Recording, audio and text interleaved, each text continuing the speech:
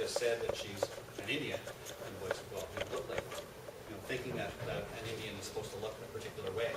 So there's this he's already, the idea is that this child has this fairly strong idea of what an Indian is. So Lego. Lego has got itself in trouble as well. In 2001, the company introduced a line of toys and video games called Bionicle. And they featured a group of characters called Tuanga that featured words, religious symbols, and markings that closely resembled Maori traditional tattoos. Tuanga itself is a Maori word for a spiritual leader.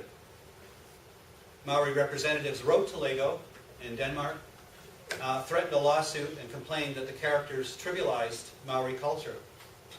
In response, Lego representatives traveled to New Zealand, met with Maori leaders, and the company agreed to stop using the name Tuanga and a number of other words and symbols as well. The company still produces the Bionicle line, but they claim that they no longer use words from living languages. So, a victory for this notion. And I'm not saying Lego's perfect by any means, but they at least recognized something there. They still produce, though, images. This is from 2010, so they still produce.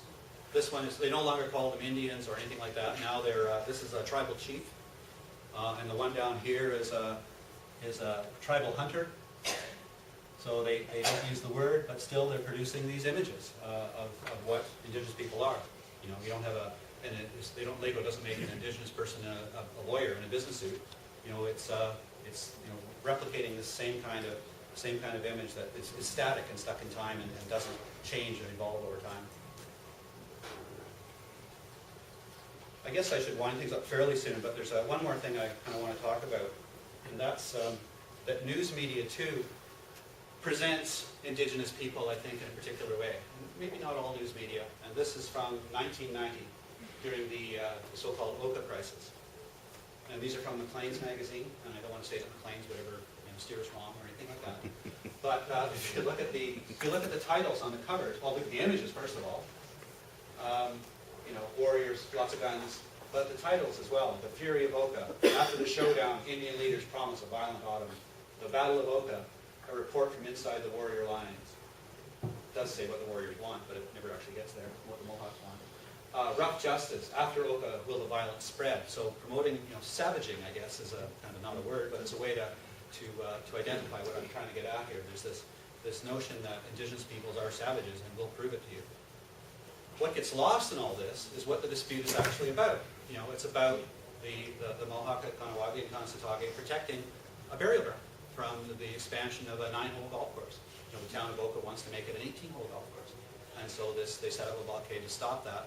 Eventually, there's a botched raid by the Sûreté de Quebec, and then the military comes in, and then we start to see these images. And these are, some of you look like you were around in 1990.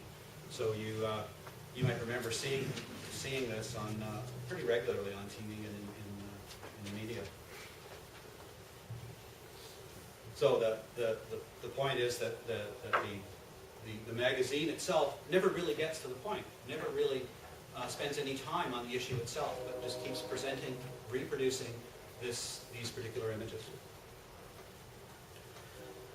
Now, certainly not all Indigenous images or images of Indigenous peoples that we see are presented as negative. This is one from the 1970s. It's kind of an iconic one, actually. It's blown up so you can't see it too well, but it actually has a tear running down his face, and I won't try to connect to the video clip here either, but he's canoeing through this pollution-infested water. There's garbage everywhere, and he comes out on the land, and the trees are cut down, and he's crying over the destruction of the environment. A noble sentiment, perhaps, but still, well. Gilbert Oscabuz, who was an Ojibwa writer, commented that, tongue-in-cheek, to be an Indian is to be expected to be an expert on all things pertaining to the great outdoors. An Indian must be totally familiar with the Indian, English, and Latin names of all Canadian flora and fauna, be fully cognizant of their medical properties, and aside from knowing most moose by their first names, be able to converse fluently with at least 15 separate species. So this, the consummate environmentalist, the consummate person who's part of the wilderness, part of the great outdoors, at one with the moose and bears and the wild animal. So the issue here is that while the constructed knowledge and representation of Indigenous peoples is not universally negative, even the depictions, positive depictions, are disfiguring and nothing more than simulations, and take the place of real Indigenous people and real Indigenous understandings of themselves, and work against, I think, real understanding between cultures. I think my central point today is that the images of Indigenous people as somehow inferior, in need of benevolent assistance and reform that were created in the past, still have resonance and are maintained and reinforced much later in time in a myriad of ways. Inaccurate imaginings not only allow for continued governmental interference in the political, social, economic, and political or in cultural lifeways of Indigenous people, but also work to convince, I think, well-meaning non-Native people that Indigenous people present a problem that needs to be solved, and it needs to be solved by others. So it still remains, as it was at the turn of the century, I think, a kind of we know what's best for you mentality that remains in our heads and in our politicians' heads that I think needs to change. But I guess I'll stop there. Thank you for listening.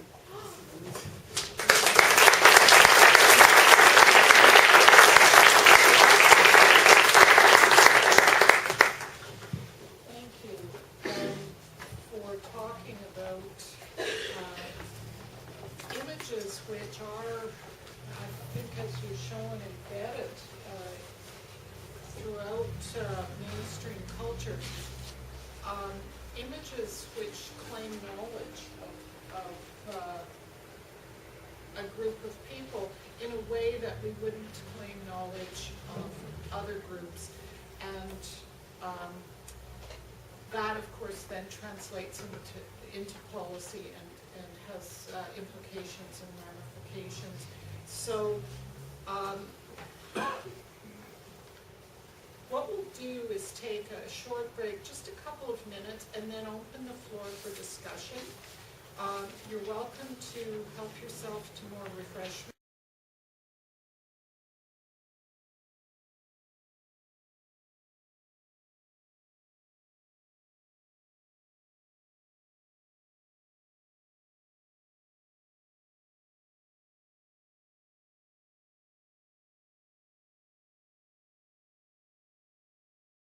Can I just ask you a question, Mr. Smith, about?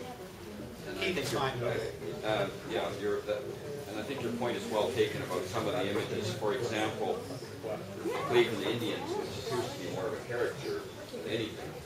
And of course, we have the Atlantic Lake Braves with their somewhat offensive town tomahawk. But on the other hand, some images, and I'm thinking specifically of most regarded as an iconic one, the Chicago Blackhawks game. They're playing in Vancouver tonight, actually, as it happens.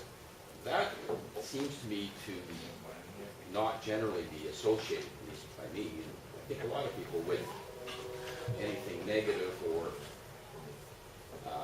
in the way of a caricature. It seems like it's, to me, strictly a sport thing, but it doesn't reflect one way or the other on individual people or anything of that nature. So is there not a distinction between caricatures like the Cleveland Indians and images which have the Indigenous component but are somewhat classy, or they stand alone as a representation of a team, in that case a hockey team? And as I say, most people in the hockey community, I think, generally say that's their favorite emblem or their favorite logo, and it only represents good things, not anything negative. think Right. that's a possibility. I think there's a gradient there, and even though the title is Blackhawks in it, I decided not to use it for that reason, is that it's not as obvious as the Cleveland Indians one. And I guess it would depend whether the owners of the Chicago Blackhawks went to the local Indigenous people and asked them if it was appropriate that they use the image. Highly doubtful. I highly doubt it as well. So that's kind of, it's still an appropriation in my view. So it's, you know, and I like the symbol too. I mean, it is kind of classy in some ways, but it's still an appropriation, and it's still, you know, why would they use that symbol? There was actually an 8-year-old responded to the question about using what was seen as a non-offensive Indian logo for their elementary school. And they asked the kids why they wanted to use that symbol. And an 8-year-old responded and said, well, we could have used any wild animal, but we chose to use Indian. So it's, you know, even if it's positive, there's still this, I think, an association with something that is negative. Even the symbol itself might not seem bad. It's still an appropriation, in my view. But yeah, Ian? I'd just like to say about these positive or so-called positive images. Just as an Indigenous person, right, who wasn't brought up in, like, with the strength of my culture, it presented, these positive images presented these unattainable kind of goals, and that you judge yourself against. And if you're not brought up in your culture, you have no way of becoming that in those senses. And that's, and the worst thing is that you hold these stereotypes up to a certain degree of a level of something you wish to attain, and it's completely manufactured, first of all. Second of all, it's unattainable. And third of all, if you do somehow attain it, you're just reinforcing stereotypes and passing that down from generation to generation. So in effect, I mean, it places you in an inferior position. Our cultures have been assailed for hundreds of years, so and distorted for hundreds of years. So, you know, it leads to this intense confusion, and you're sort of trying to figure out where to go, you know, how to get to something which you believe is Indigenous. I know for myself, it's taken me a long time just to realize that, I guess, the cultural aspect that I had thought of as Indigenous was completely false, you know. So where does that leave me, right? So at that point in time, I mean, we have to keep in mind that not everybody who's native knows the values. Not everybody knows the culture. I think that's a popular misconception out there too. Because I get asked all the time, and I have throughout this institution, well, how do Indians feel about this? So they'll come to me, you know, because I'm the brown person in the room, and I'm a little outspoken, so. No. Yeah. And I've had that experience in class where there's one Indigenous person in the class, and the topic will be about Indigenous people, and I'll ask a question, and everybody will turn around to the person and expect them to be the quintessential Indian on every issue. But I think it comes back to the kind of tongue-in-cheek cartoon, I think, with the kids saying, "You don't look like an Indian." You know, it's still, what is that? What is that? You know, what does that mean? And I think the Chicago Blackhawks symbol reinforces that notion of what an Indian is supposed to be, with paint and feathers and all that kind of stuff. You're my boss, so you get to go next.